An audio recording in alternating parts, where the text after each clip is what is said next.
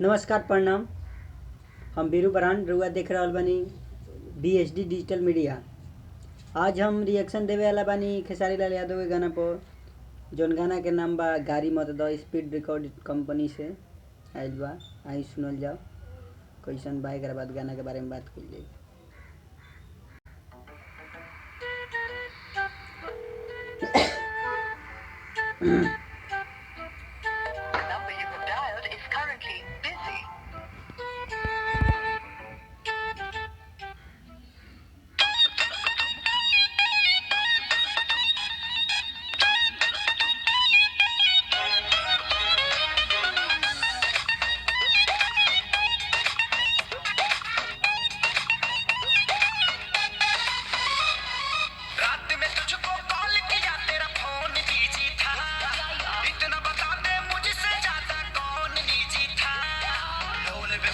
तब जाके तुम्हें दिया बाहर करने को 28,000 के बिल भरी हो आ दूसरे के काबू बोलो बेवफा बेहया बेशरम तेरी माँ।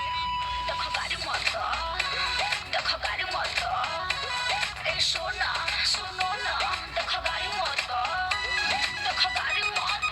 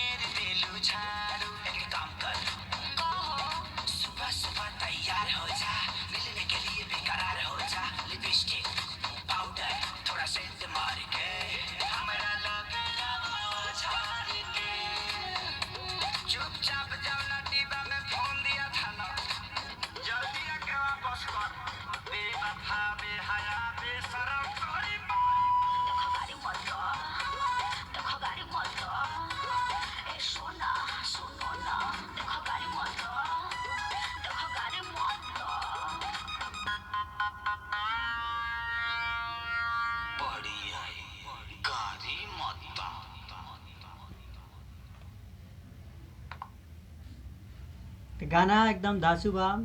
वीडियोग्राफी तो एकदम मस्त झकास फैंटास्टिक। आ गाना गर्दा बा।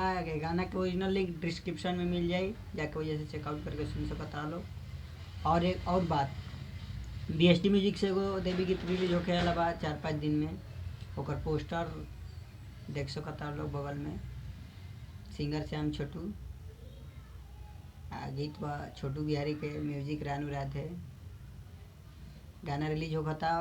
वो गाना के जाके BSD म्यूजिक पर सुन सकता लोग। अभी लाइव रिकॉर्डिंग के वीडियो डालल बा, और लाइव रिकॉर्डिंग के वीडियो के लिंक डिस्क्रिप्शन में दे दे, हम जाके सुन सकता लोग। और चैनल BSD म्यूजिक के सब्सक्राइब करब, बेल आइकन दबाओ, लाइक करब। आ ई भी चैनल के रिएक्शन देखल चाहता लोग तो चैनल के सब्सक्राइब करब, बेल आइकन दबाओ और ज़्यादा से ज़्यादा शेयर करब। जय हिंद, वंदे मातरम।